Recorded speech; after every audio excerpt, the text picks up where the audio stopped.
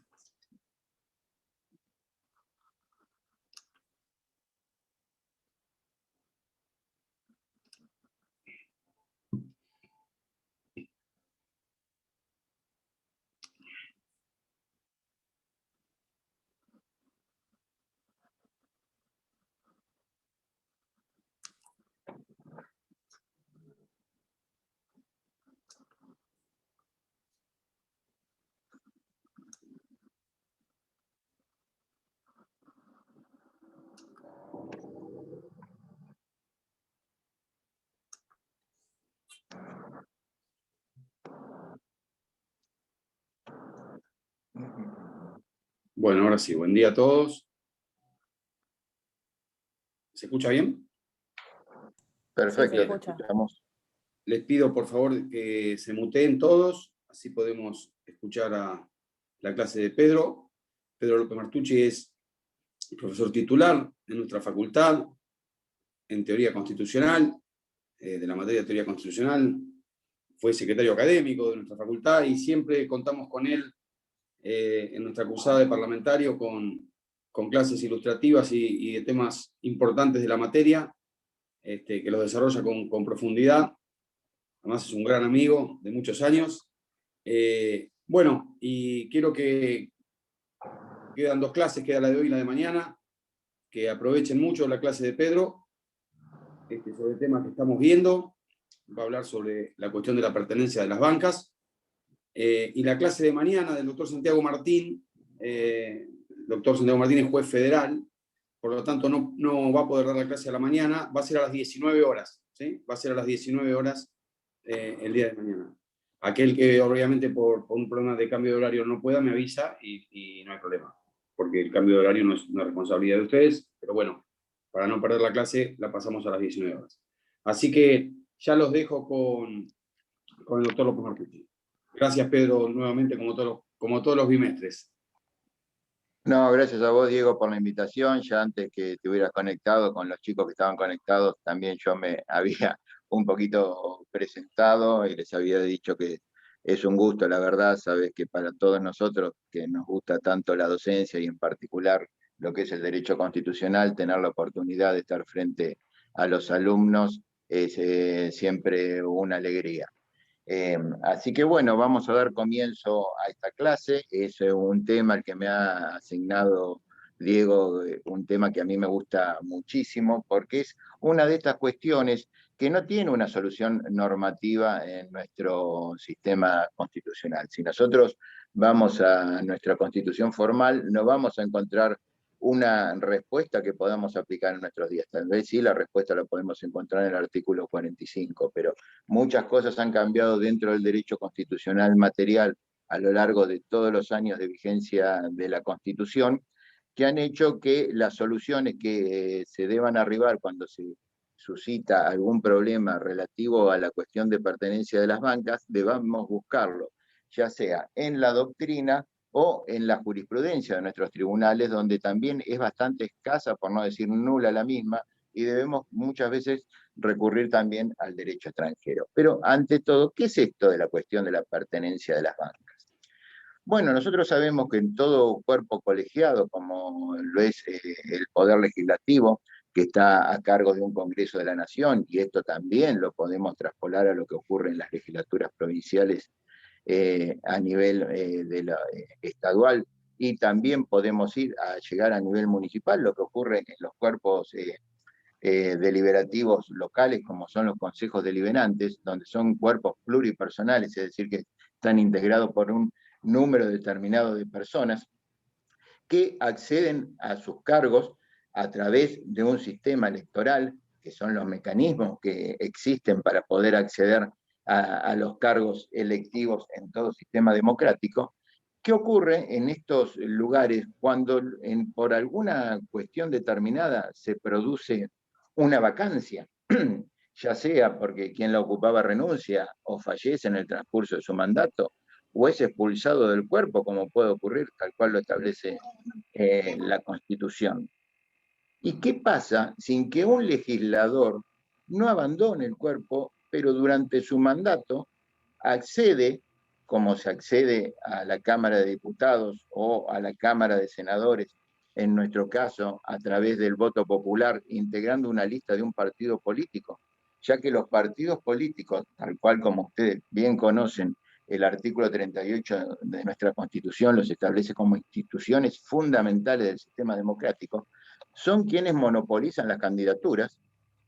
¿Qué ocurre cuando ese legislador accedió, fue incluido en una lista, esa lista obtuvo la cantidad necesaria de votos para que esa persona pueda estar ocupando la banca, y durante su mandato decide abandonar ese espacio político y sumarse quizás a otro, lo que produce dentro del seno del cuerpo del cual él pertenece un nuevo equilibrio de fuerzas, que muchas veces puede pasar inadvertido si es que un partido al que él pertenecía, por ejemplo, era parte de la mayoría y era una mayoría muy holgada en la Cámara, y eso no difiera en tanto en lo que tiene que ver con las proporciones dentro de la Cámara. Pero cuando existen mayorías muy ajustadas o cuando no hay una mayoría en la Cámara y hay distintas minorías, es decir, ningún partido tiene más de la mitad de los integrantes dentro del cuerpo, puede producirse un grave desequilibrio. Y lo mismo ocurre dentro de esa Cámara en los grupos que el legislador integra, que son, como ya ustedes lo habrán estudiado en este tema, las comisiones. que ese legislador forme parte, que también pueden tener producir una alteración dentro de la conformación de las mismas en cuanto a las proporciones, no en cuanto a la cantidad de integrantes, por supuesto. Por lo tanto, esta es una cuestión que hay que dilucidar y que debería estar resuelta de alguna manera ya normativamente en nuestro sistema, pero lamentablemente no lo está. Si bien no son casos que eran muy frecuentes dentro del derecho parlamentario, cada vez esto va ocurriendo con una reiteración mayor. Y lo hemos podido observar en estos últimos periodos legislativos, y la solución que se ha encontrado, como vamos a ver a lo largo de esta clase, no se ajusta demasiado a lo que tiene que ver con el derecho constitucional material y lo que es nuestro derecho electoral y cómo se accede a los cargos. Si nosotros vamos a lo que dice nuestra Constitución en el artículo 45, no vamos a tener dudas de cómo se resuelve la cuestión, ya que en definitiva lo que la Constitución va a terminar diciendo, y es lo que toma de Alberdi, en esto lo sigue casi fielmente a lo que Alberdi postula en sus bases. También casualmente lo que está establecido en el artículo 45 obedece a lo que es el artículo 45 del proyecto alberdiano.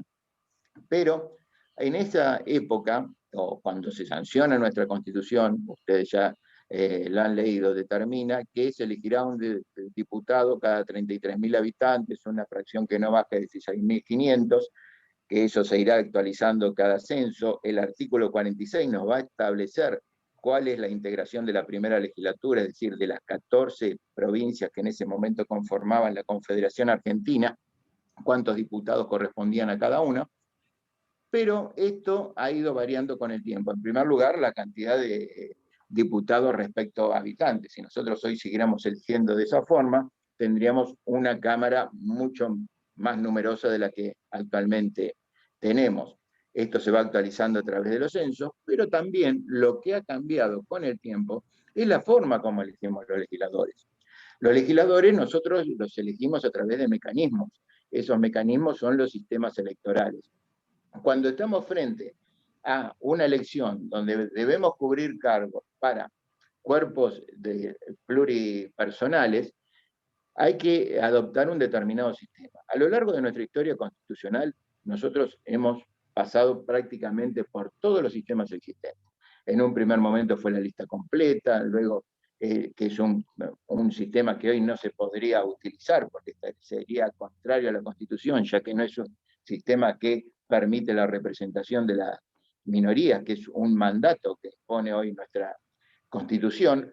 Luego se fue a la lista incompleta, que pretende ser un sistema superador respecto a la lista completa, pero que tampoco permite la representación de distintos espacios políticos, como ocurre en nuestra realidad.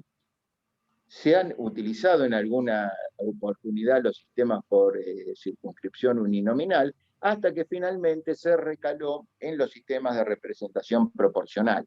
Estos sistemas de representación proporcional se utilizan ya invariablemente, más o menos desde la década del 50 en nuestro país, y si venimos más acá en el tiempo, desde la restauración definitiva de la democracia en el año 1983 a la fecha, es así como se han ido cubriendo los cargos y se lo ha establecido como sistema. En particular, uno de los sistemas de representación que existen, que es el sistema DONT, sistema que se denomina así o que se llama así debido a que quien lo creó era un político belga que por encargo del rey de Bélgica estableció este sistema para poder obtener una representación dentro del Parlamento de ese país, donde estuvieran representadas, valga la redundancia, todas las distintas minorías que existen en ese país, ya que si bien es un país muy pequeño desde el punto de vista de su extensión geográfica, es un país donde prácticamente están divididos en dos etnias, y además hay distintas minorías religiosas y de otro tipo que el rey pretendía que tuvieran cada uno su representación dentro del Parlamento. Este sistema de representación proporcional no lo vamos a explicar su mecanismo en este momento, pero es un sistema donde se tiene en cuenta, por supuesto, la cantidad de cargos a cubrir, la cantidad de los votos totales y los votos que obtiene cada partido. Y a través de operaciones aritméticas se van cubriendo las bancas. Este sistema es el que nosotros utilizamos o que se utiliza cada vez que nosotros votamos, 2 años cuando se renueva por mitad de la Cámara de Diputados, es que el que se usa eventualmente cuando se realiza una reforma constitucional para cubrir los cargos de convencionales, y también se lo utiliza en algunas provincias argentinas.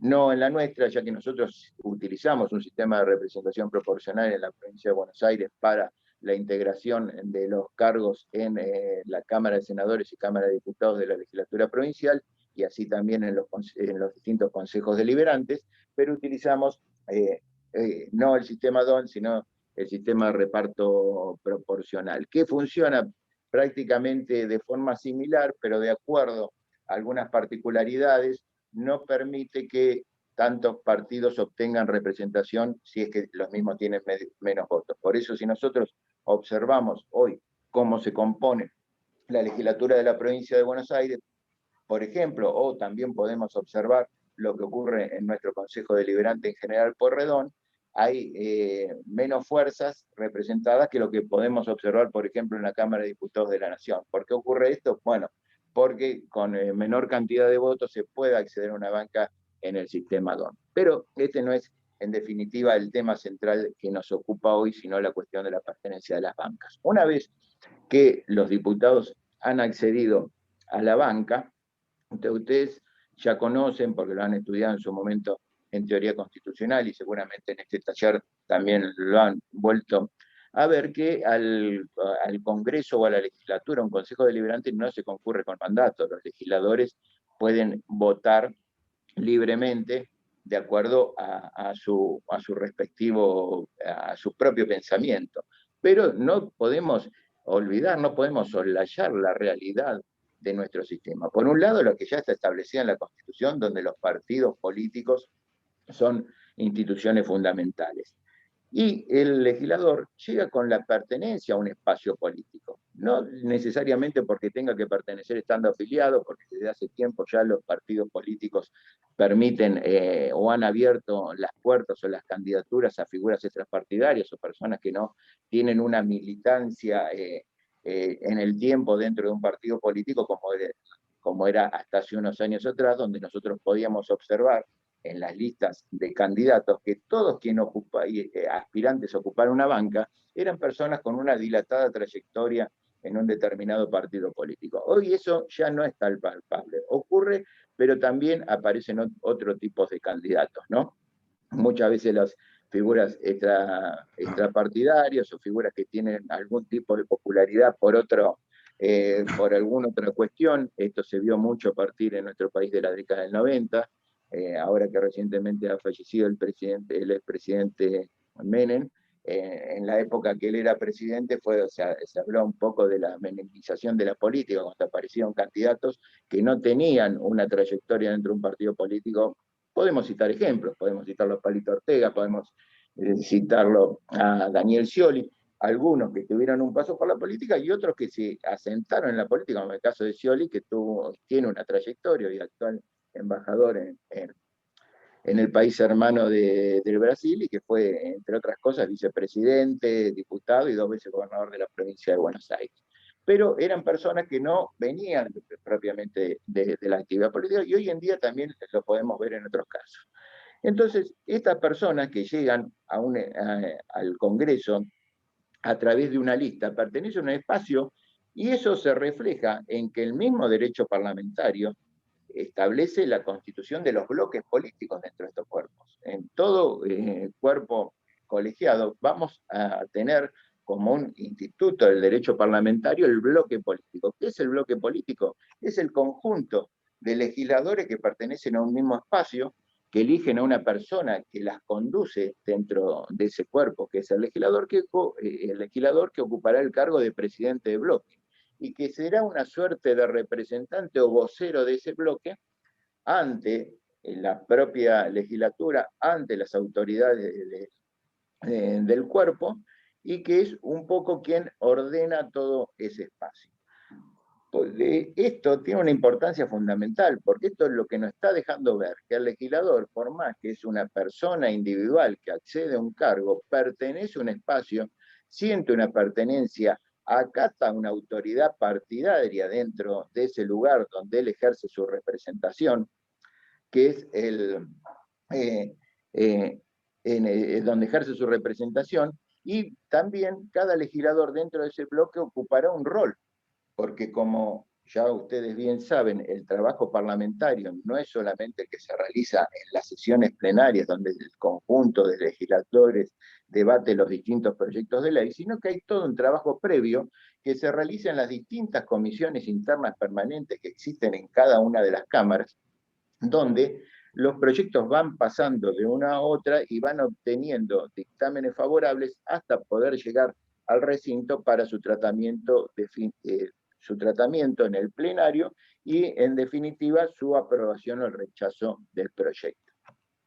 Por lo tanto, hay toda una serie de circunstancias fácticas que hacen que la persona que ocupa una banca, el legislador, se trate del diputado, del senador o también vale esto para las legislaturas provinciales y consejos deliberantes, tengo una pertenencia de hecho a un espacio, más allá que de derecho no se pueda decir que ellos son representantes de un partido político, sino que, como sabemos, son diputados de la nación, senadores de las provincias, porque los senadores son elegidos por las provincias, también vamos a hacer alguna referencia a esto, pero siempre sin decir que es el diputado del Frente de Todos, o el diputado de Juntos por el Cambio, o el diputado de cualquier partido que se trate. Si bien muchas veces se lo reconoce de esa manera, más allá del espacio político del cual representan, ellos están ahí como personas individuales. Entonces, ya vamos a lo que nos aboca nuestro tema. ¿Qué pasa cuando ese legislador, por determinadas circunstancias, por no estar de acuerdo con las decisiones de su espacio o por cualquier otra cuestión particular, decide abandonar el espacio político al cual representa en la Cámara? ¿Qué situación se da acá? ¿Qué va a pasar? Eso lo obliga a él a abandonar el lugar que está ocupando para el cual ha sido elegido. O puede seguir perteneciendo al mismo en un bloque unipersonal, por ejemplo, como muchas veces ocurre, o sumándose directamente a otro espacio político, como muchas veces ha ocurrido. ¿Cuál es la solución? ¿Qué es lo que sucede acá? Porque acá hay algo que va a pasar. La composición dentro de los números de los integrantes del cuerpo no se altera, pero sí se alteran las composiciones de los bloques, que son un poco el motor interno que tienen los cuerpos parlamentarios. Entonces acá deberíamos, si se da una de estas situaciones, buscar la solución en la Constitución. Yo les anticipé que la Constitución no nos ofrece la solución, porque la Constitución nos dice que si fuera por una vacancia se elige un suplente, cosa que hoy no ocurre, porque como ya vamos a ver, con la forma de elección que tenemos respecto de los diputados, y me refiero en esto concretamente a los diputados, porque los senadores sí ya se resuelve de otra manera, pero vamos a encontrar que la solución en el texto, o sea, en la Constitución formal, no la tenemos. Vayamos al derecho constitucional material, a la Constitución material, vayamos al reglamento interno de la Cámara, busquemos ahí. Tampoco ahí vamos a poder encontrar la solución. Entonces, cuando no se puede encontrar la solución, ¿cómo terminan muchas veces estas cuestiones? Bueno, muchas veces terminan en la justicia. Es decir, que si alguien se siente agraviado por esta situación y tiene un interés legítimo, como podría ser el partido político en el cual el legislador abandonó el espacio y le restó un integrante a ese bloque, se sienta agraviado y recurra a la justicia para pedir que esa persona deje la banca que está ocupando y se permite ingresar al suplente de ese espacio. Bueno, ¿qué pasa cuando la justicia debe decidir esta cuestión? ¿O qué ha pasado, mejor dicho?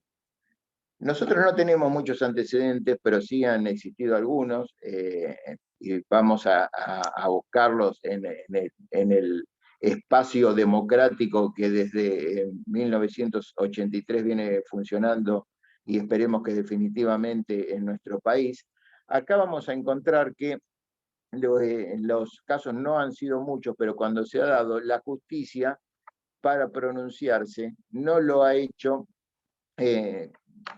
tomando una solución novedosa, sino que ha recurrido a la jurisprudencia de tribunales internacionales. Y en este caso, siempre que se ha tenido que pronunciar, ha ido a la jurisprudencia de la Suprema Corte de Justicia de los Estados Unidos. ¿Por qué se va?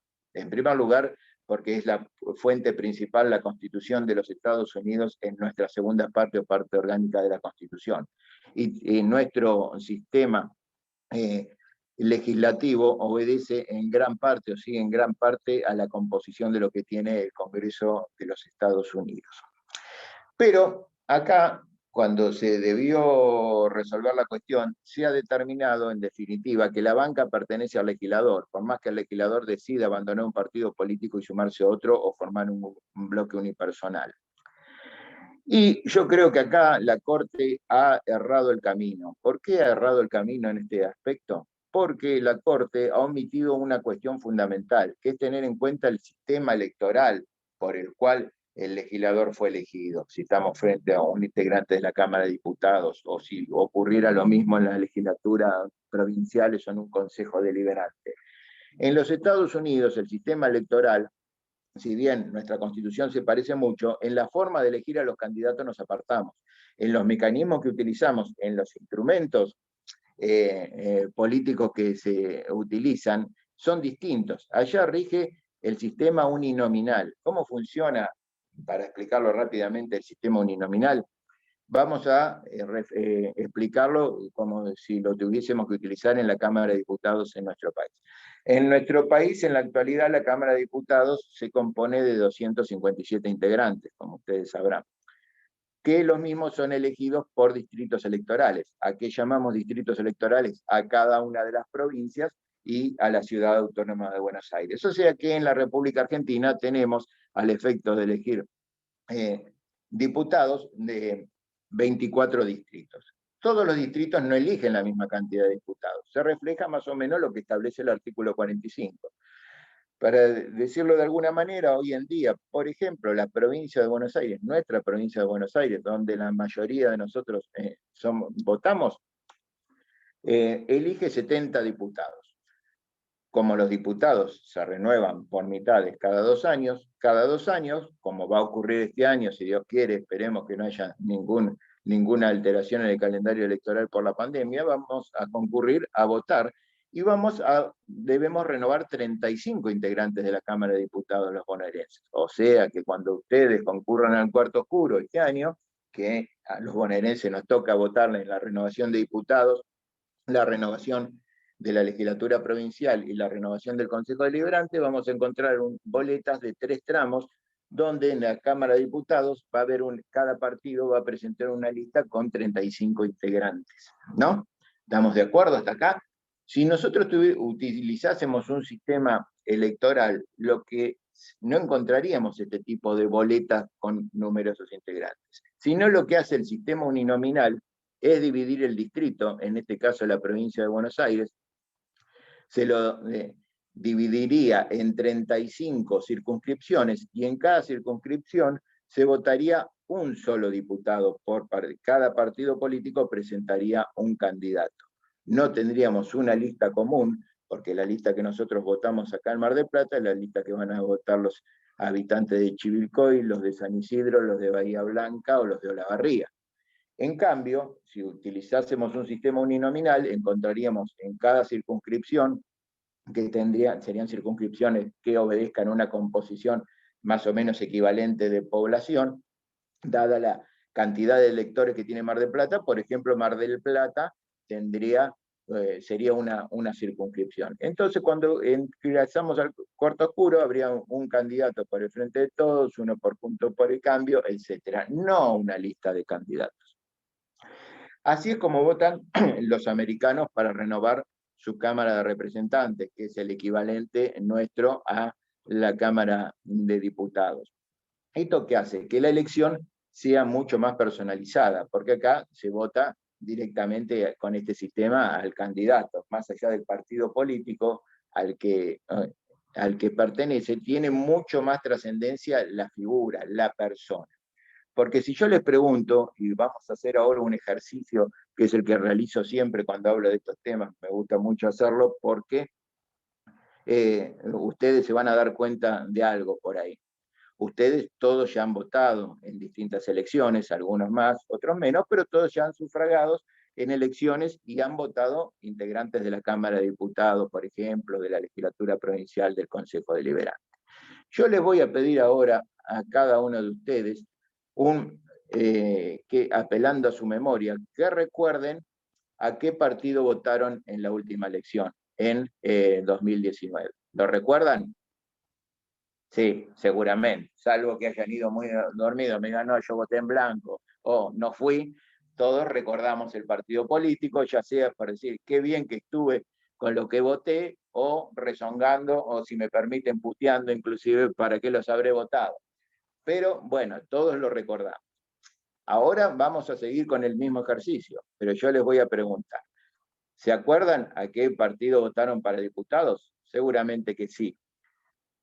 En ese día que fueron a votar, en el tramo de diputados, en la boleta, había 35 nombres de candidatos titulares por ese partido político. Yo les pido ahora que hagan el ejercicio mental de recordar esos 35 nombres a los que ustedes votaron, muchos de los cuales seguramente ahora están ocupando la banca. Es difícil acordarse de 35. Bueno, sí, lo sé. Bueno, recordemos los 10 primeros. Es complicado. Los 5. ¿Quién encabezaba la lista?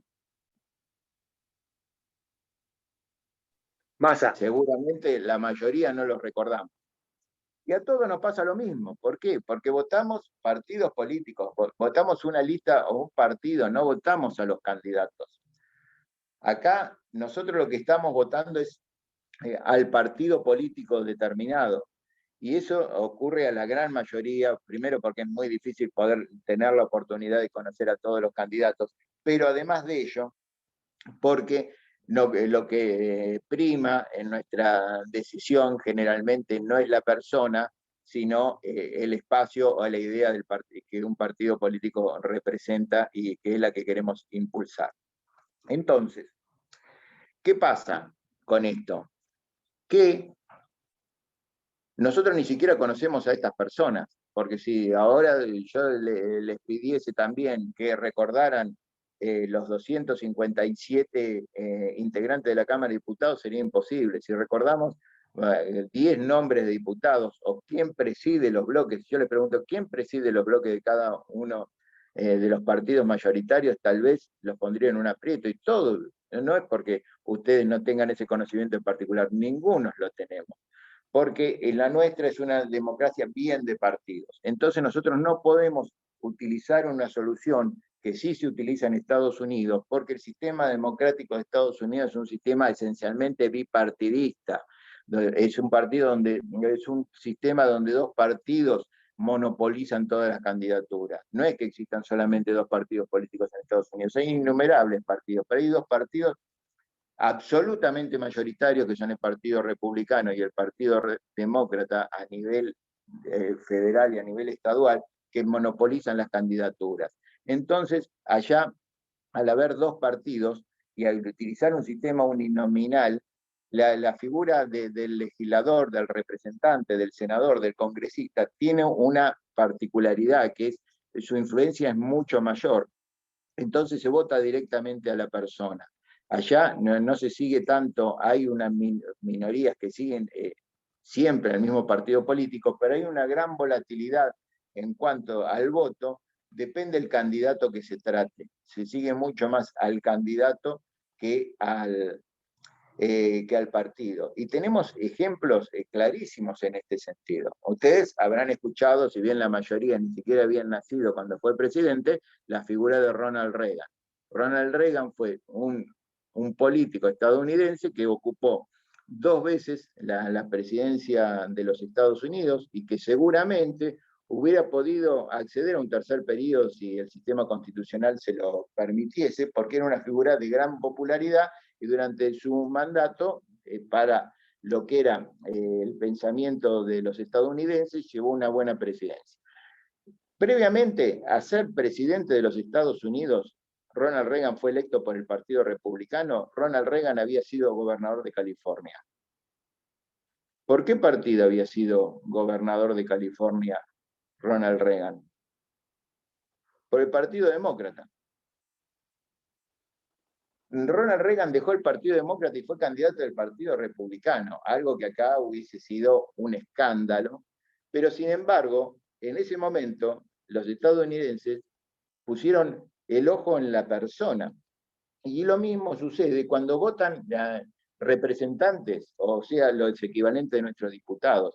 Y al ser un sistema uninominal, es un sistema personal. Entonces ahí sí la banca pertenece al legislador.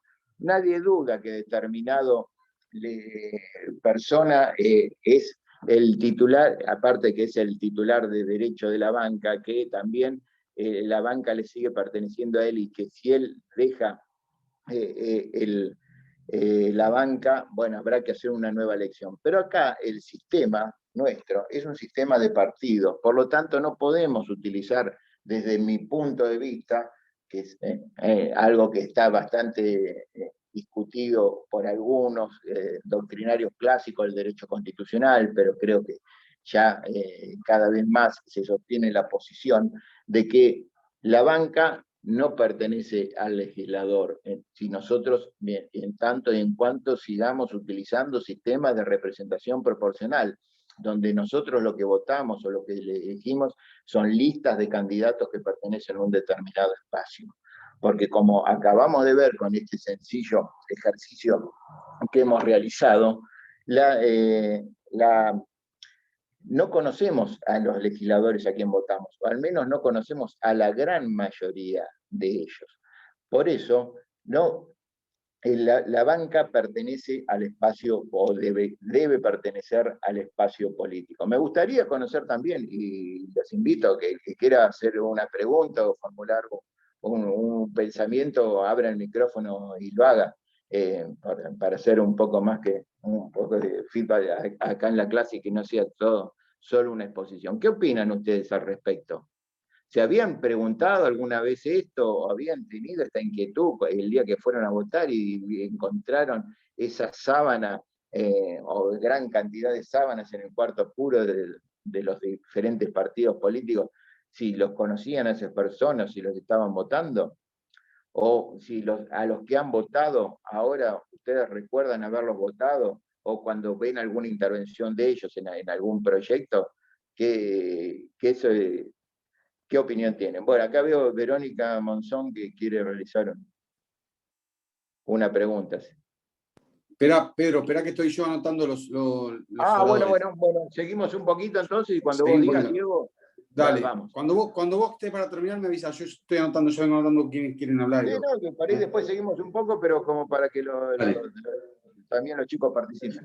Bueno, no, siempre lo hacemos. Te dejamos terminar, bueno, dale, bueno.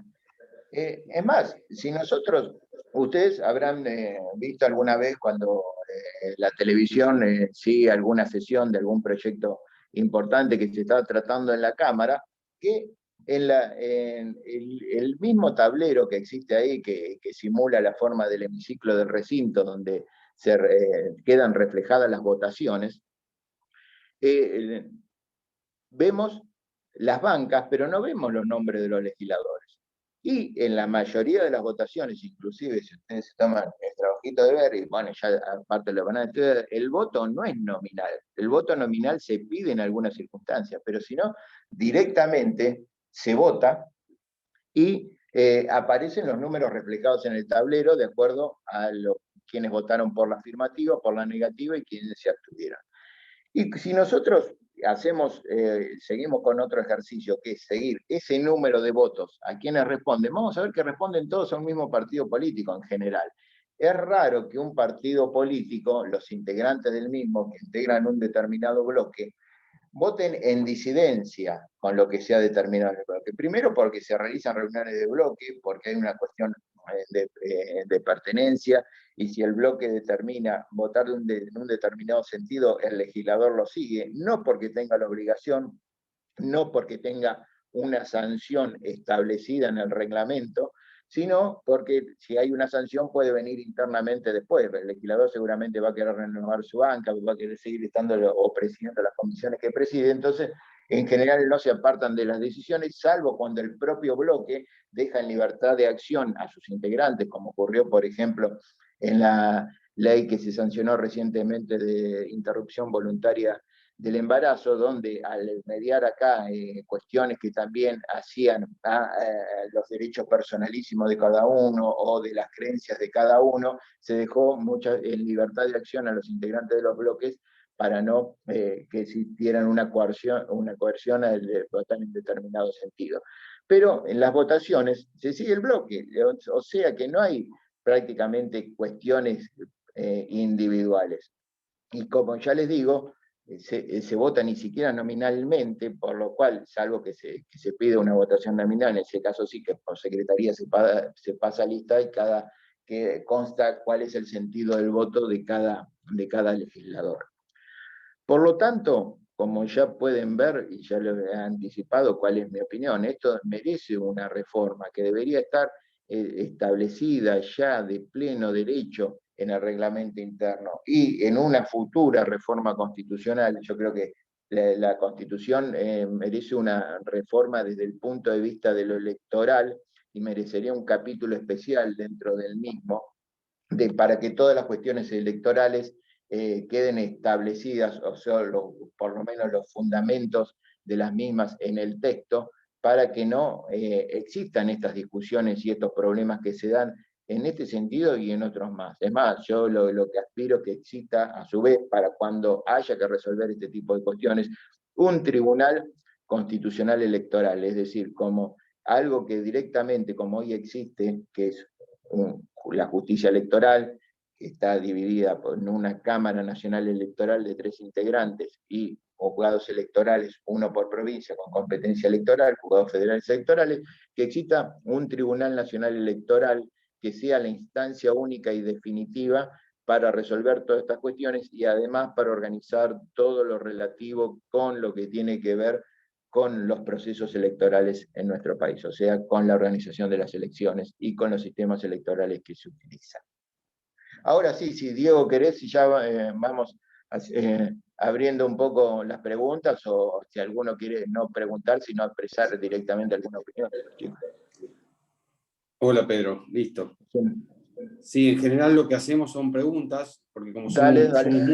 somos muchos. Bien. Sí, veo que es un curso numeroso, por suerte. Claro. Y si no, si hay exposiciones, se demora mucho y Bueno, muchos se quedan sin preguntar. Vamos con Maxi Ojeda. A las preguntas, si hay varias. Maximiliano Ojeda. Sí, ¿qué tal? Buen día. Hola, Doctor, Maxi. tenía una consulta. Sí. Como particular, votante, que integro el electorado, ¿me puedo sentir agraviado cuando un legislador renuncia a su partido al que yo voté y lo elegí por integrarlo, porque estaba dentro de la lista de los 35, para pasarse a otro? Yo argumento de que no respetó por buena fe el voto que yo emití, porque lo emití para que él lo ejerza dentro de su partido, no fuera. Distinto sería el caso como se dio de Reagan. Bueno, sí. Me gustaría participar de esa respuesta después. Sí, bueno. ¿Querés hacer alguna aclaración, Diego? ¿O querés que... No, yo aclaración no. Lo que yo diría, me pongo si fuera juez y Maximiliano me hace ese planteo, y yo le digo que es imposible acreditar a quién votó él. Claro, bueno, es una muy buena solución que podría adoptar el juez. El voto es secreto y por lo tanto no es comprobable a quién votó usted el día de las elecciones. Yo creo que no, lo que haría el juez diría que no tendría un interés legítimo, que no podría ser titular, que no habría un agravio particular, porque si no también nos podríamos sentir agraviados en cada votación del Congreso cuando los legisladores, sin abandonar el espacio que nosotros votamos y que él ocupa, no vota de acuerdo a lo que nos hubiera gustado a nosotros. Desde ese punto de vista me parece que no puede existir, pero que sí han existido presentaciones de los espacios políticos porque directamente muchas veces la renuncia o el pase ha existido hasta antes de la propia elección. Recordemos, esto se llama lo que se llama el transfugismo político, ¿no? Que cuando uno deja un lugar para ir a otro. Hay algunos que ni siquiera han tenido la delicadeza de esperar a a asumir su banca y a jurar como tal. Fue el caso del diputado Eduardo Lorenzo, que había ingresado como diputado por el espacio, en ese momento creo que se denominaba PRO, que era el espacio de Macri, diputado por la Ciudad Autónoma de Buenos Aires, y que antes de asumir, ya directamente, después de una reunión con el entonces presidente, doctor Néstor Kirchner, decide sumarse al espacio, no me acuerdo cómo se llamaba en ese momento, si era Unidad Ciudadana o el Frente de Todos, seguro Frente no, para bueno, la Victoria. Frente para la Frente Victoria. para la Victoria. Muy bien. A ese espacio, lo que generó fue un escándalo desde el punto de vista en ese momento, pero finalmente asumió como diputado, si bien fue el fin de la carrera política, no trascendió más, poco se supo después de la vida de Eduardo Lorenzo, que era una figura muy popular, que era una figura que también se había sumado, era un médico muy conocido, muy mediático, eh, eh, pero asumió y cumplió su mandato por el frente, el bloque del Frente para la Victoria. No sé si Maximiliano se está respondiendo a tu pregunta. Sí, sí, doctor, muchas gracias. No, por favor. Tasca. ¿Cómo anda, Pedro? Bueno, López, Martucci. Ahí bueno, Amadeo Sabatini decía que cuando hay un pacto electoral confunden a la gente y destinan los partidos políticos. Fue un gobernador cordobés. Sí, Me parece que a sí. veces pasa esto de las bancas porque ya, digamos, ya los partidos políticos están destrozados y son ensaladas. Creo que usted contaba que, bueno, ahí hubo un caso que marcó jurisprudencia, pero había un caso que es de Gladys González, que había asumido en el Frente Renovador 2013, se va para Sí. el PRO gana y ella asume como algo del Riachuelo. Esa banca se la dieron al Frente Renovador a una mujer.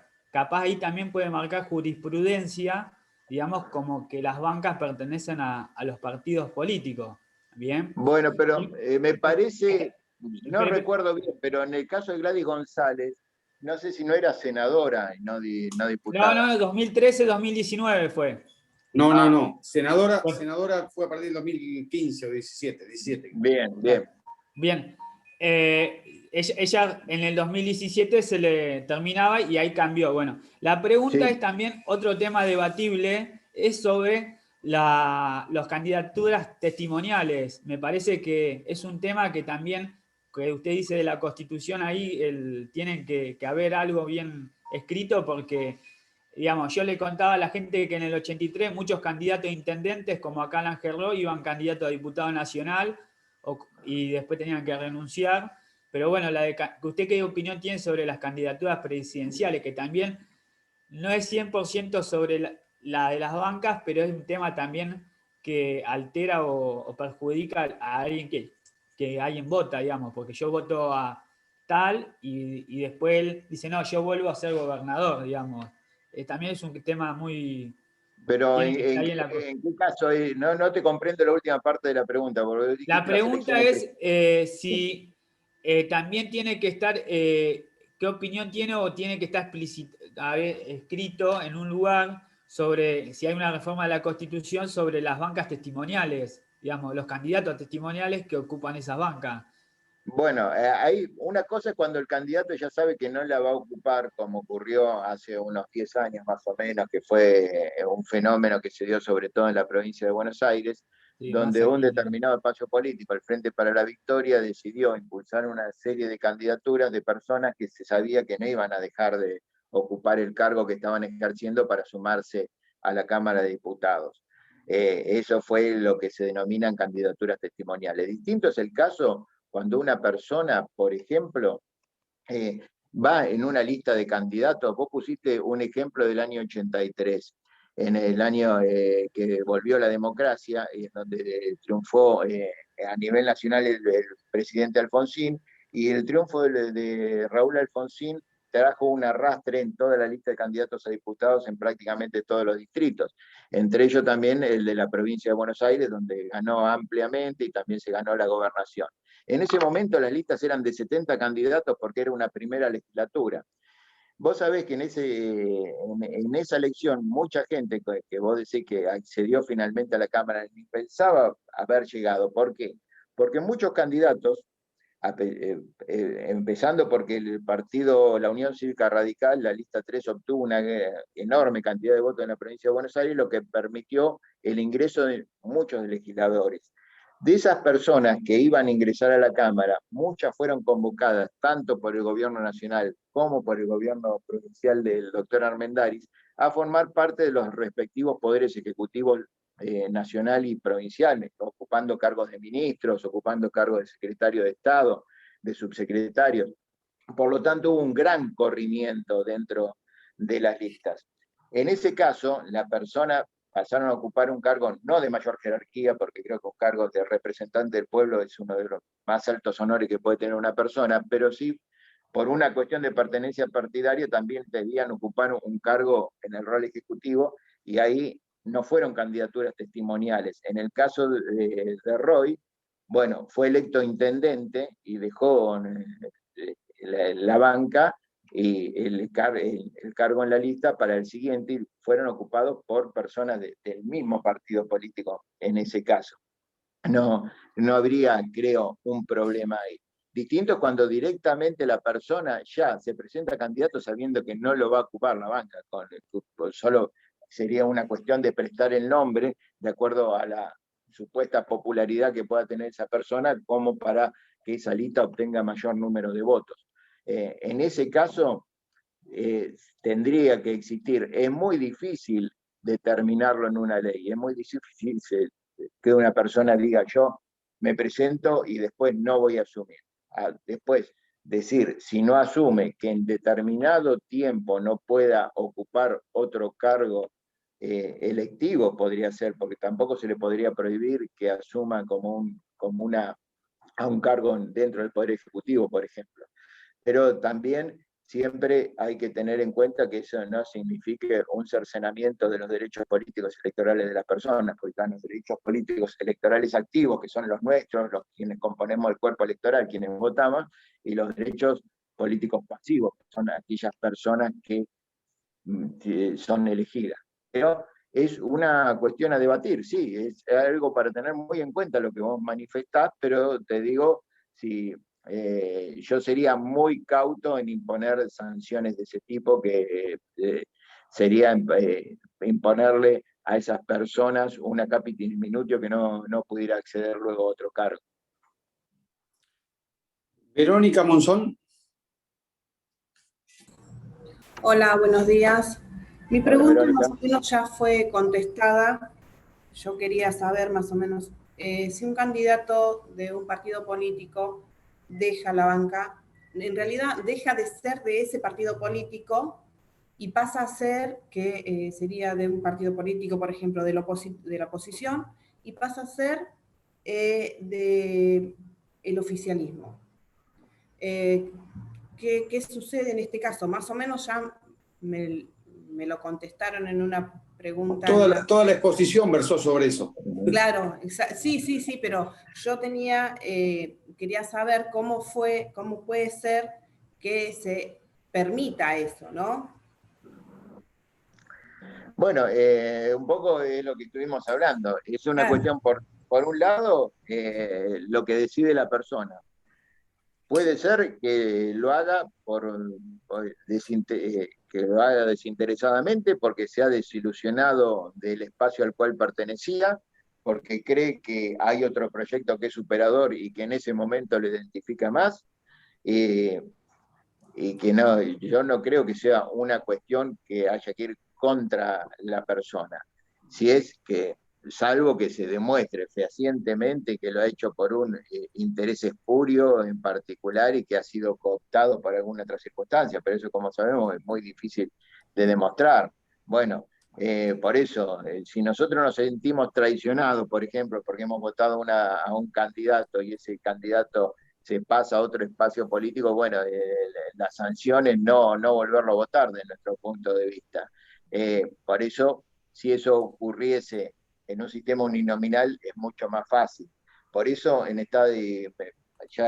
me permito volver un poco al sistema de Estados Unidos. Si ustedes ven en Estados Unidos, por ejemplo, hoy en día, en el Senado de los Estados Unidos, el Senado de los Estados Unidos tiene 100 integrantes. Están empatados 50-50. Pero si ustedes se toman el trabajo de ver cómo van los distintos proyectos de ley que se voten en el Congreso, no van a salir en el Senado los votos 50-50 y necesariamente tenga que desempatar el presidente del cuerpo, sino que por el contrario van a ver que las votaciones difieren y que muchas veces se cruzan los votos de los integrantes de los partidos, porque allá el partido político a nivel nacional no tiene tanta incidencia, tiene más incidencia lo estadual, el voto y la proximidad del candidato con el elector, y mucho más se refleja también en la Cámara de Representantes. ¿Por qué? Porque como tiene un sistema uninominal, debe ir permanentemente rindiendo cuentas al legislador allá, el senador o el representante. Y lo mismo pasa en los distintos estados que componen los Estados Unidos, cosa que acá no ocurre. Acá es raro que tengamos la posibilidad de que un legislador venga y rinda cuenta de los proyectos que ha presentado, cómo ha trabajado en las distintas comisiones, todo. Él solamente, al formar parte de un espacio, se diluye mucho ello. Entonces no existe esa proximidad y esa inmediatez con el legislador. Hoy yo le preguntaría a ustedes, ¿cuántos legisladores marplatenses conocen que estén ocupando un cargo en la Cámara de Diputados o que hayan ocupado un cargo en la Cámara de Diputados en periodos recientes?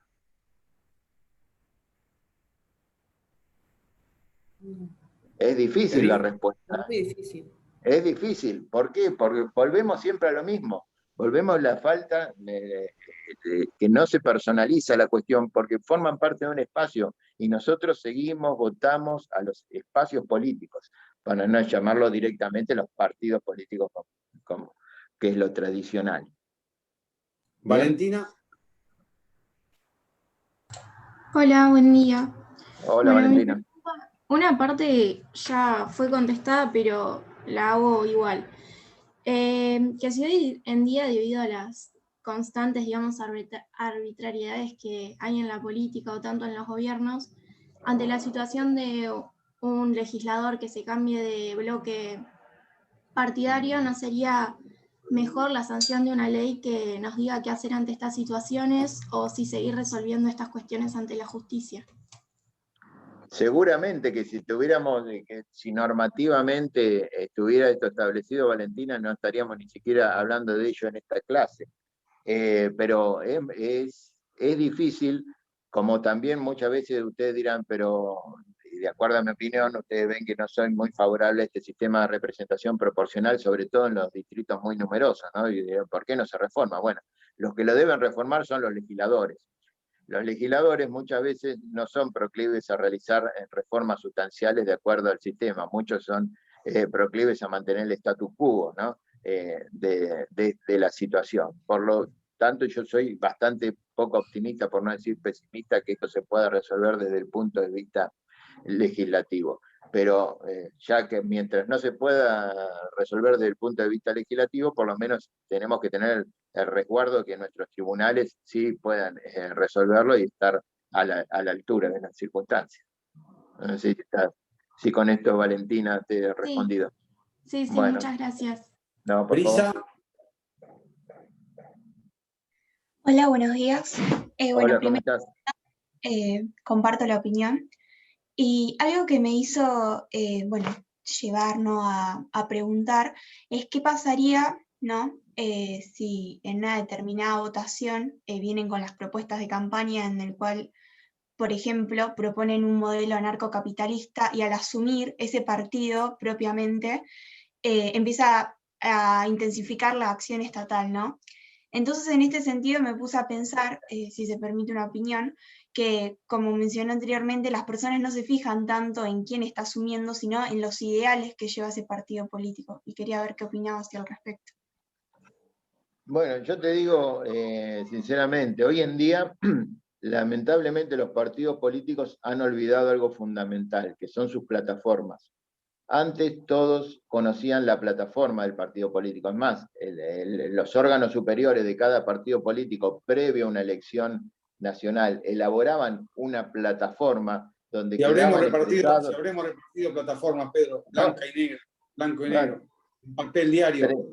Tremendo, donde quedaban expresadas todas sus posiciones respecto a cuestiones fundamentales como educación, salud, justicia, seguridad, defensa, desarrollo económico, acción social. Todo estaba reflejado, y donde había los partidos tenían sus gabinetes con cada uno de especialistas en cada una de las secciones, que eran los encargados de elaborar la plataforma, que a su vez era aprobada por el Consejo Nacional Partidario, la Convención Nacional del Partido, el órgano máximo que tuviera cada partido, y uno podía hacer un seguimiento y sabía por lo menos lo que eran las propuestas. Ahora cada vez las propuestas se diluyen cada vez más, son pequeñas ideas que se tiran en un momento. El hecho de la mediatización, de la virtualidad, ha hecho que nadie se detenga demasiado a escuchar una propuesta. Si un candidato habla demasiado de un determinado tema y no mide, están sus propios asesores diciéndole inmediatamente que cambie de tema porque nadie lo está escuchando o lo está mirando en ese momento. Entonces hace que eso se haya perdido completamente, y que si nosotros nos ponemos a pensar en los partidos políticos a los cuales hemos votado últimamente, cuáles eran las propuestas centrales, no podemos escribir 10 propuestas concretas de cada uno de ellos, me parece, de cualquier signo del espectro político. Bien, también, si es posible, quería preguntarle sobre las eso en una cámara, en un poder legislativo está mal lo que hizo usted. Porque tiene que esperar que le den la palabra. Tiene que esperar que le den la palabra. Usted no puede tomar la palabra sin que se la den. Porque los reglamentos de las cámaras dicen que quien dirige la sesión es quien da el uso de la palabra. Entonces, usted pidió la palabra para una pregunta, le dieron la palabra para la pregunta y quiere volver a hablar sin autorización de la presidencia. Entonces, moción de duda parlamentaria. Está incumpliendo lo que le estamos enseñando, en la cursada, lo está incumpliendo. ¿Se da cuenta? Entonces, ahí tienen la diferencia entre la teoría y la práctica. Ahí está la diferencia clara entre la teoría y la práctica. Tiene la palabra ahora. Muchas gracias. Bueno, la pregunta era en cuanto a las constituciones provinciales, porque estuve investigando un poco y depende de qué provincia, hay algunas que tienen algunos lineamientos donde dicen, bueno, la banca pertenece al pueblo, la banca pertenece al partido. También hay otras provincias en donde no especifican y directamente se contempla que es a la persona.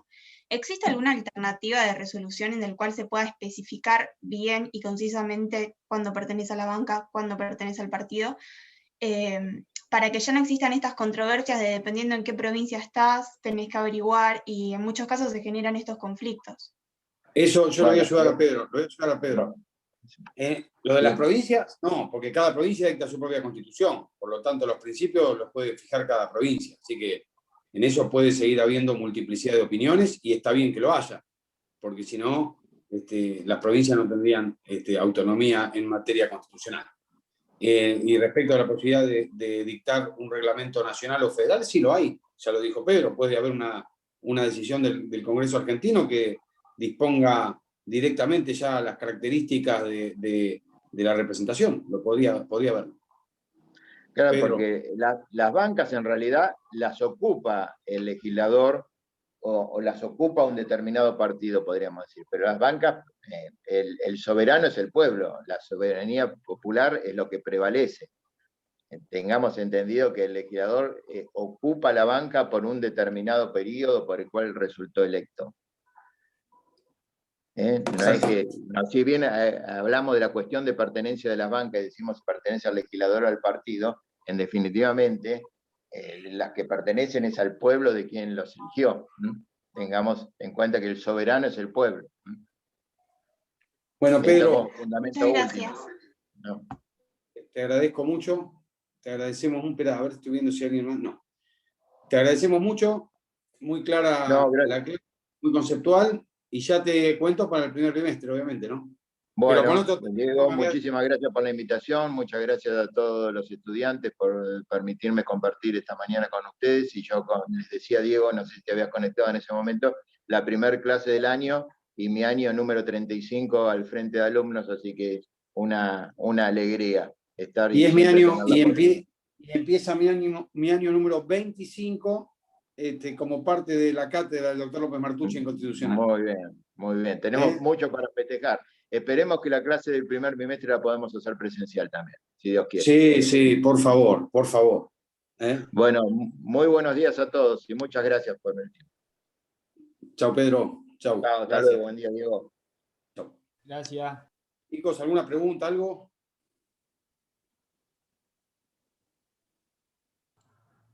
Una pregunta, ¿mañana la clase es a las 7 o a las 6? A las 19 horas. Gracias. Me pidió el doctor Santiago Martín porque él es juez federal y está en horario del juzgado, la clase, entonces me pidió de hacer a la tarde, obviamente que no tenía alternativa y tampoco me voy a pelear con un juez federal por una clase. Profesor, discúlpeme. Sí. Yo tengo dudas con respecto a si estas semanas son las últimas clases, si los trabajos prácticos para ¿Por qué ver tiene qué es dudas? lo que... ¿Está en el cronograma eso, las clases? Y porque la verdad que no recuerdo bien si esta es la última semana o la que viene, porque no, el 25 no rendimos, el 24, 25. Y entonces esta es la última semana. Está el cronograma del primer día, con todas las fechas. Y con respecto a los TP, sí. A saber, sí, porque tenemos corregido el 1, nada más. No, el 1, el 2 ya les di la devolución, les dije que estaban en general bien, ninguno contenía errores que merecieran una revisión, y este lo presentaron hoy, este mío. Pues sí, lo acaban de presentar a las 9 de la mañana. Bien. Muy difícil corregirlo para las 10. Bien. No, está. Y teníamos uno en el medio que nos pidió la doctora. La doctora Adriana Arias. Vamos a preguntarle a la doctora si los corrigió. Profesor, una consulta. Gracias. Sí. No. Profesor. Sí, ¿quién me habla? Walter Cisnero. Espera. Quería saber su opinión personal sobre este tema. ¿Sobre el tema que dio Martucci? Sí, sobre este tema de la pertenencia. Sí.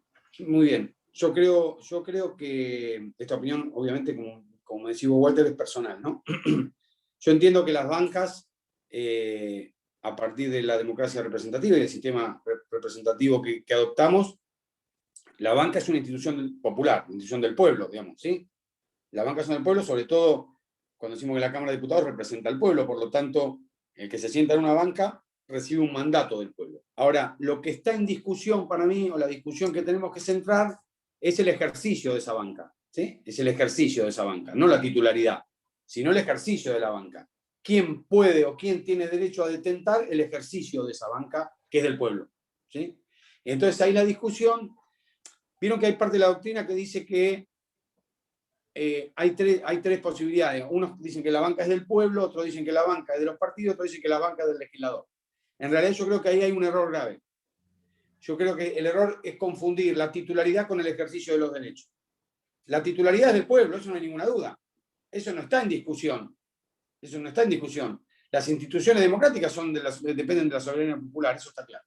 Entonces lo que podemos discutir es a quién le corresponde el ejercicio de esa banca. ¿Al partido político o al legislador? Está fuera de discusión si pertenece al pueblo o no pertenece al pueblo. ¿Se entiende lo que digo? Entonces no es una discusión de titularidad, sino de ejercicio para mí. Y yo creo, o me inclinaría más en una democracia representativa, y a partir de la reforma del 94, que establece una categoría y un estatus al partido político respecto de denominarlo como una institución fundamental del sistema democrático, y siendo la única vía de acceso a los cargos públicos electivos los partidos políticos, yo creo que la banca el ejercicio de la banca debería corresponder al partido político que fue votado.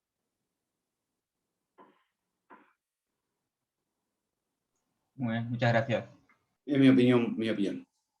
Es decir, si un legislador decide irse a otro partido, puede hacerlo, pero debe dejar la banca. Es mi criterio.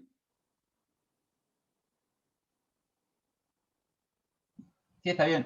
Como decía usted, pertenece al pueblo, pero el pueblo no tiene forma, más allá de no votarlo en las próximas elecciones, no tiene otra forma de reclamar eso, ya que sea porque el voto es secreto o porque no tiene una personería jurídica para reclamar. No, pero tiene una gran posibilidad, que es sancionar electoralmente a quien cometió esa actividad. Vos fíjate una cosa. Pero vos fíjate una cosa. Si hay un caso emblemático en la política argentina, es Borocotó. Desapareció hasta de la televisión. No lo llamaron más ni como médico. No es que no fue más diputado, no fue más concejal, no fue más nada. Y además, ni siquiera le preguntaron más en un canal de televisión, que antes estaba en todos, hablando de pediatría. O sea, hubo una sanción social muy fuerte. ¿Sí?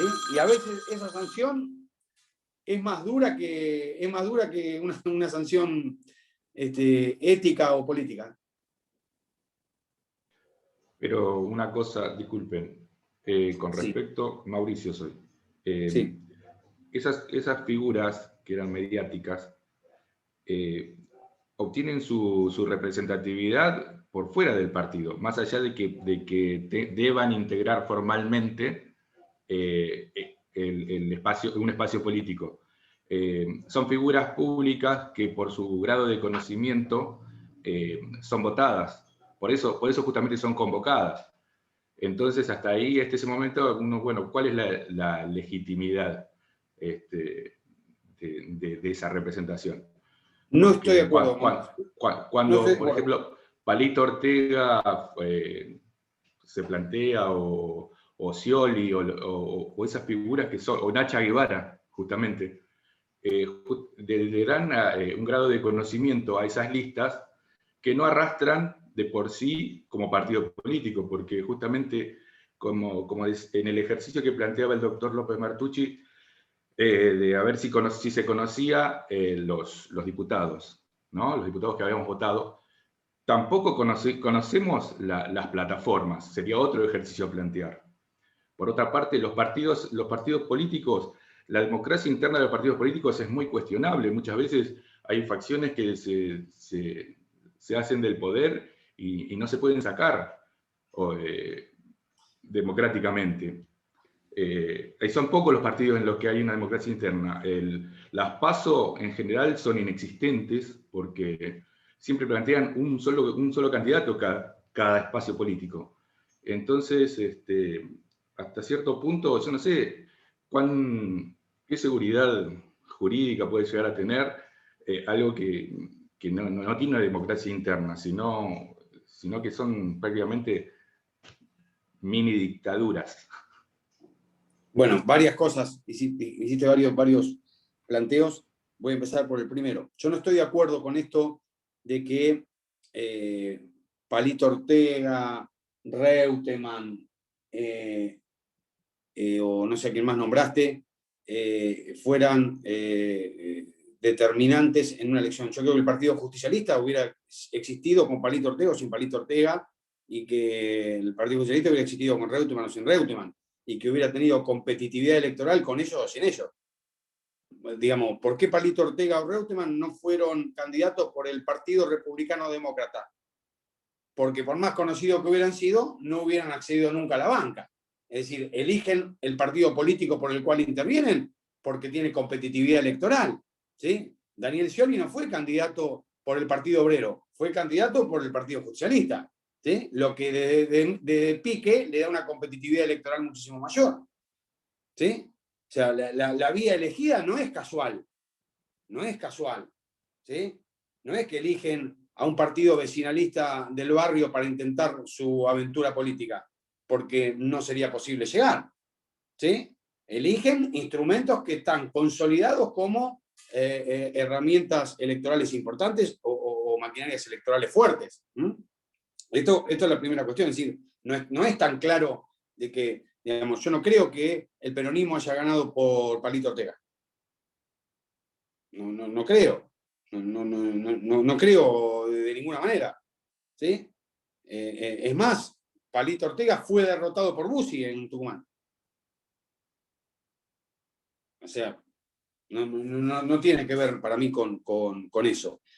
Puede ser sí que el partido busque figuras que sean conocidas porque evita o reduce los gastos de una campaña. ¿Sí?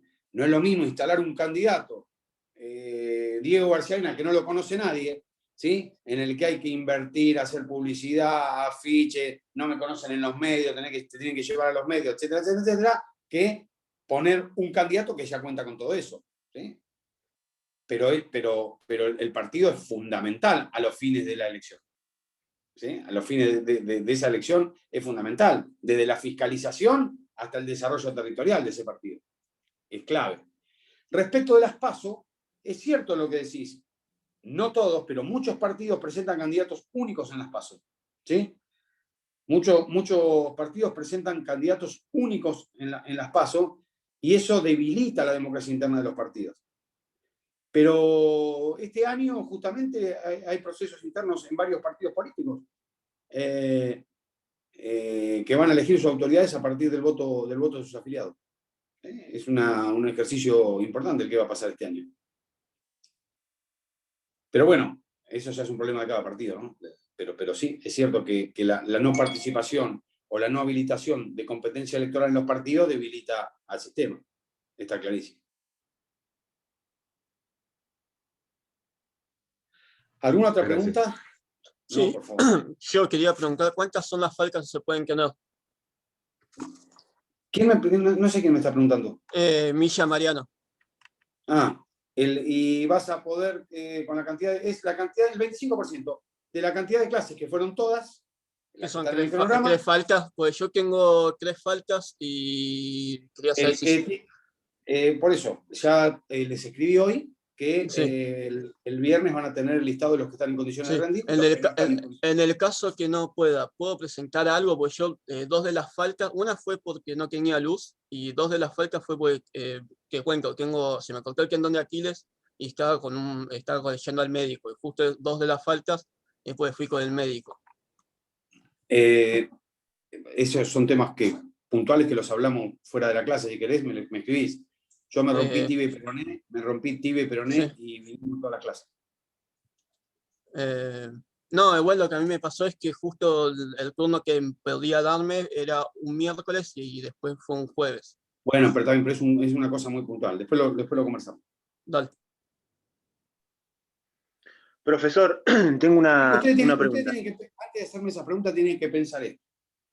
Ustedes le pueden ir a decir a un juez, ustedes son abogados, ustedes le pueden decir a un juez, doctor, no contesté la demanda porque tuve gripe.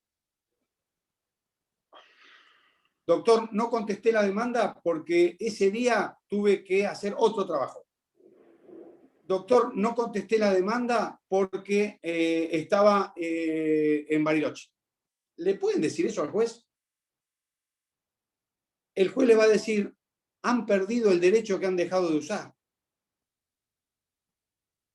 Eso le va a decir un juez. Y ustedes están estudiando para ser abogado. ¿Sí? Ustedes están estudiando para ser abogado. ¿Dónde? El cumplimiento de los plazos es central en el ejercicio del derecho. Es decisivo en el ejercicio del derecho. Eso es lo que estamos estudiando. Y lo mismo pasa en la Cámara de Diputados. Y lo mismo pasa en el Senado.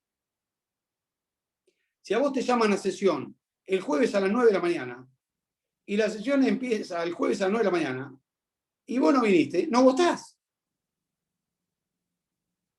No votás. Y vos decís, no, pero estaba en el médico, sí, pero no estaba para votar, no votaba. Sí, disculpe, profesor, te interrumpa de nuevo. Una de las faltas es porque me accidenté mal yendo al banco y pensé que me operaban de nuevo. Es más, me tuvieron que abrir el yeso, todo de nuevo. Bueno, después lo conversamos. Lo digo, yo hablo en general, no en particular. ¿Alguna pregunta? Sí, profe, tengo una pregunta. Sí. Es una pregunta de interpretación del artículo 106 de la Constitución de la provincia. Sí, la profesora Adriana nos hizo hacer un ejercicio y hay una palabra que es igualmente que me resulta ambigua. Leo rápido ahí el artículo. Léeme el artículo, dale. Dale, dice, si la Cámara Revisora modifica el proyecto que será remitido, volverá a la iniciadora y si ésta aprueba las modificaciones pasará al Poder Ejecutivo. Si las modificaciones fuesen rechazadas, volverá por segunda vez el proyecto a la Cámara Revisora y si ella no tuviese 2/3 para insistir, prevalecerá la sanción de la iniciadora. Pero si concurriesen 2/3 de votos para sostener las modificaciones, el proyecto pasará de nuevo a la Cámara de su origen, la que necesitará igualmente el voto de las 2/3 partes de sus miembros presentes para que su sanción se comunique al Poder Ejecutivo. Sí. ¿La sanción de cuál? ¿De la de origen o de la revisora? De la de origen. La de origen siempre tiene la posibilidad de igualar la mejor mayoría de la revisora. Está bien. Si Esa era la duda. si la Cámara de origen, en cualquiera de las votaciones, iguala la mejor mayoría de la revisora, impone su proyecto. Está bien. Sí, sí. Esa es la ventaja de ser Cámara de origen. Lo hicimos mal en el trabajo, pero a mí en la primera lectura me había parecido eso y bueno, quedó ahí la Miren, duda. ya les voy a dar un no dato. Ya les voy a dar un que- dato de los trabajos de hoy. Ya les voy a dar un dato. En la primera pregunta, ya leí algunos, hay uno solo que está bien. Los demás están mal. Están mal. No están bien. Y voy a explicar por qué. Cuando yo les digo, los proyectos, hay dos artículos claves en la Constitución de la provincia. Uno que hablan concretamente del endeudamiento y otro que habla de las leyes que autoricen gastos que están fuera del presupuesto. ¿Sí? O sea, en ambos se da la hipótesis que yo les planteo. Pero en ambos dice que se necesitan las 2/3 partes de los miembros presentes para votar una ley que autorice gastos o autorice endeudamiento. ¿Sí? 2/3 partes de los presentes. Algunos me han puesto sorpresivamente que la mayoría absoluta de la totalidad de los miembros es más que las 2/3 partes. Error matemático. ¿Sí? Ya es un error conceptual. Que la mayoría sea más importante que los 2/3 ya es un error de interpretación grave. La respuesta correcta, ahí ustedes lo que tienen, por eso les pongo que lean bien los planteos. Yo de ahí puedo extraer, del planteo, donde me dice que la Cámara votó con la mayoría absoluta de la totalidad de sus miembros, y estamos hablando del Senado. ¿Cuántos miembros tiene el Senado de la provincia de Buenos Aires? 46. 46 miembros. Muy bien. Entonces yo ya puedo tomar dos deducciones. Puedo tomar la primera deducción, que por lo menos hubo 24 votos. ¿Sí? O sea, que ya de mínima hubo 24 votos afirmativos, porque la mayoría absoluta de la totalidad son 24. ¿Sí?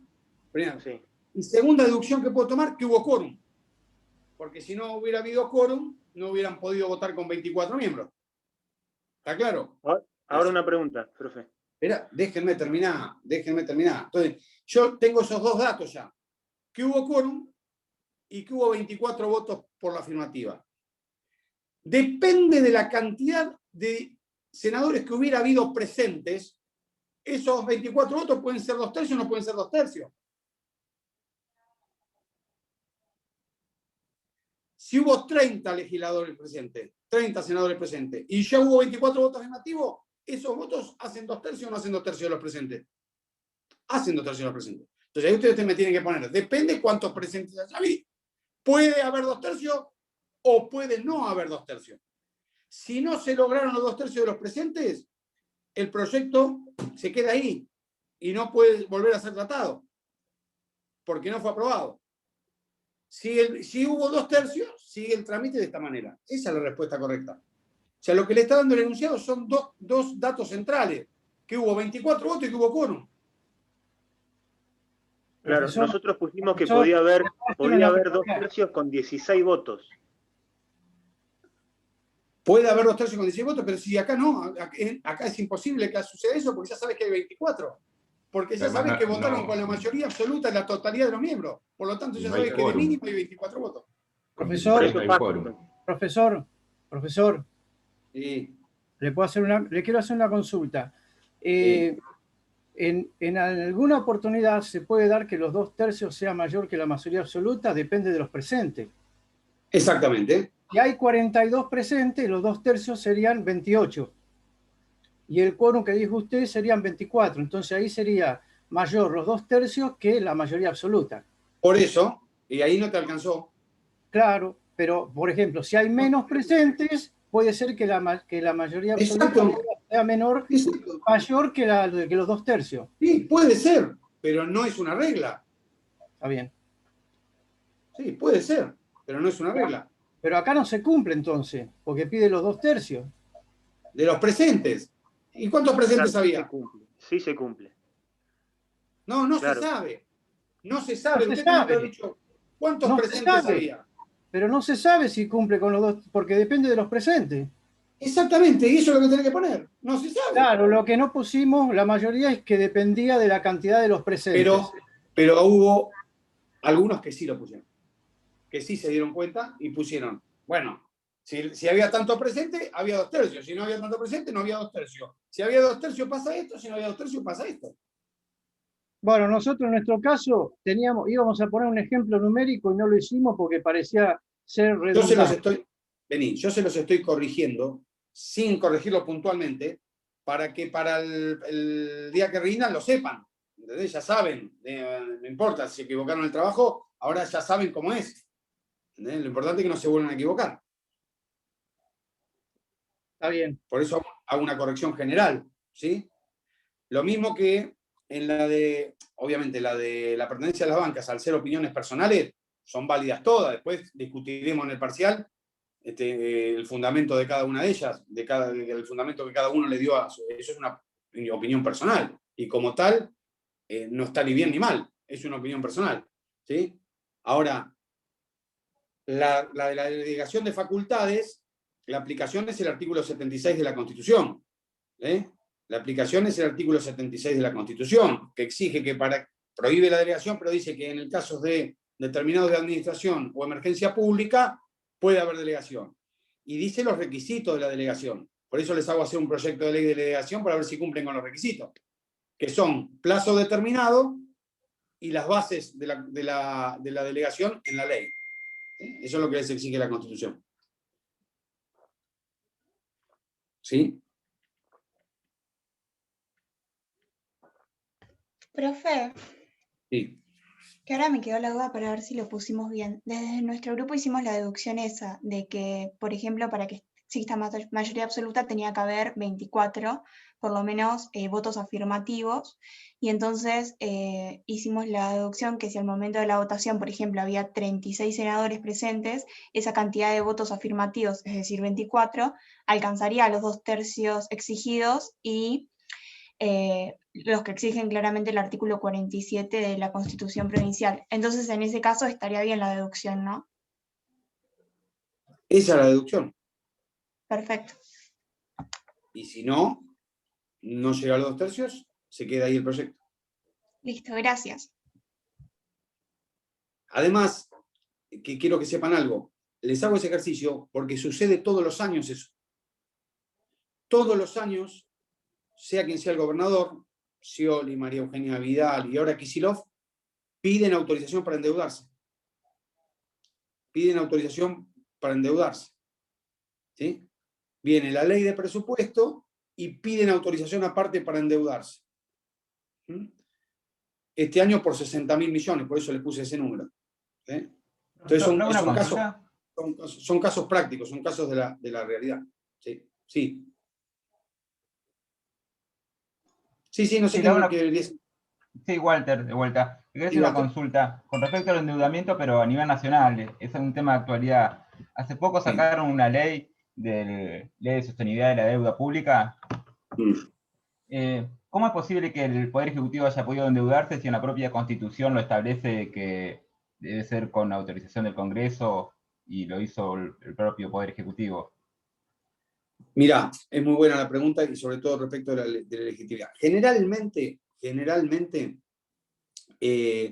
cuando se vota la ley de presupuesto nacional, el Ejecutivo manda la pauta de endeudamiento en la ley. Entonces, al haber sido aprobado el presupuesto, se entiende que se aprobó el endeudamiento. ¿Está claro? Porque no exige la misma mayoría que la Constitución de la provincia. Basta la mayoría simple para aprobar el presupuesto. ¿Sí? Esa es una posibilidad. La otra posibilidad, que se usa mucho, lamentablemente, todos los gobiernos, es toman deuda y mandan por decreto, y luego mandan el decreto a revisión del Congreso. ¿Sí? Muy bien. ¿Qué le termina pasando al Congreso? Que o ya se firmó el acuerdo con el organismo que le va a dar la plata, o ya le mandaron la plata. Y que el Congreso llega a rechazar esa ley y hace un desastre en la economía argentina. Entonces te lo terminan aprobando así, a la corrida o a la apretada, ¿sí? Entre comillas. Eso termina sucediendo. También puede ser que en los presupuestos subestimen la inflación proyectada, y una vez que, que obtienen digamos, mayores recursos a lo largo del ejercicio, y quedan como partidas que se pueden reasignar esas partidas, que quedan como... Y eso puede ser o puede no ser, hay que ver el presupuesto. Digamos, esa fue la política de tener inflación, digamos, de mantener una inflación... No, la política de tener inflación es buena cuando el Estado está endeudado en pesos. Si el Estado está endeudado en dólares, la política de inflación es un desastre. O sea, no. Porque si vos estás endeudado en pesos, el Estado licúa su deuda con inflación. ¿Está claro? Ahora, eso depende, lo mismo que el tipo de cambio que se establece o se presupuesta, el tipo de cambio que se presupuesta. Y es relativo, es un presupuesto, presupuesto.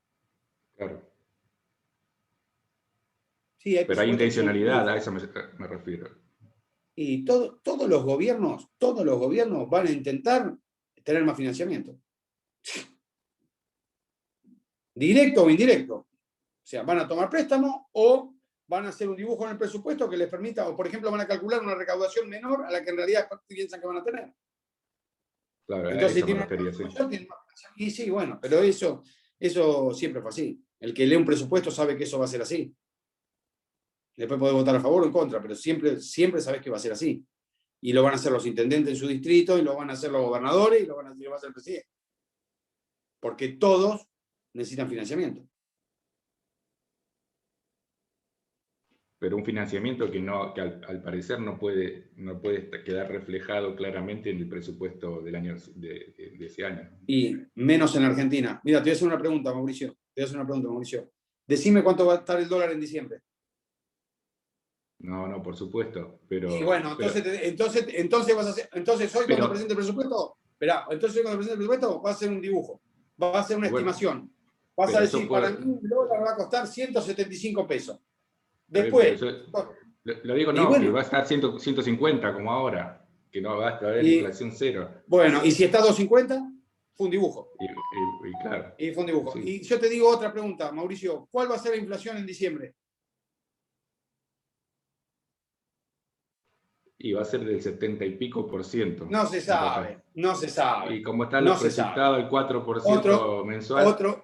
Otro dibujo, no se sabe. Entonces, si ambos, tanto el tipo de cambio como la inflación, van a hacer dibujos, y voy a hacer un dibujo que creo que me va a convenir. No voy a hacer un dibujo que me perjudique.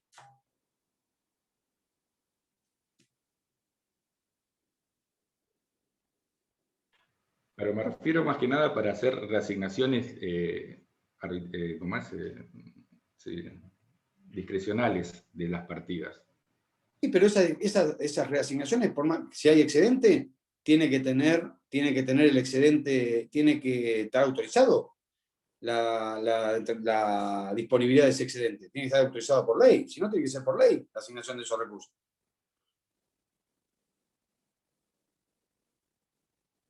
Como siempre tienen facultades extraordinarias. Y bueno, esa es la delegación. Esa es la delegación. Esa es la delegación del artículo 76. Por ejemplo, este año, yo creo que está absolutamente justificada la delegación, porque tuvimos una pandemia que afectó todo el año, afectó la economía, hizo un desastre en la Argentina y en el mundo, y me parece que este año vos tenés justificaciones para que haya una delegación de facultades. No le vas a pedir al presidente que cada vez que tiene que comprar vacuna necesite una ley del Congreso. porque eso demoraría la compra de insumos para atender la pandemia. Entonces vos les decís, bueno, lo habilito hasta tanto monto a contratar directamente usted, sin pasar por el Congreso. Pero no está desde el 96 eso. No. ¿No? Desde los superpoderes que se le dieron a Caballo. No, pero no está desde ahí. Hay años que lo aprueba el Congreso y hay años que no lo aprueba el Congreso. Hay hasta determinado monto o hasta no determinado monto. Igualmente, la delegación tiene que tener plazo determinado. Así que no es que en el 96 se aprobó y ya está. No, tenés que conseguir los votos en el Congreso por los años. Pero se consigue. Bueno, está bien, pero así funciona. ¿Y qué querés que haga? Eso es otra cosa. Es otra cosa. ¿Se consigue o no se consigue? De la Rúa tuvo que renunciar. Porque no conseguía la autorización para endeudarse. Y no se la votaron. Y renunció. Depende. Siempre depende. ¿Alguna pregunta? Nos vemos mañana a las 19. ¿Sí? Tenemos clase con el doctor Santiago Martín. Un abrazo. Muchas gracias. Hasta luego. Hasta luego.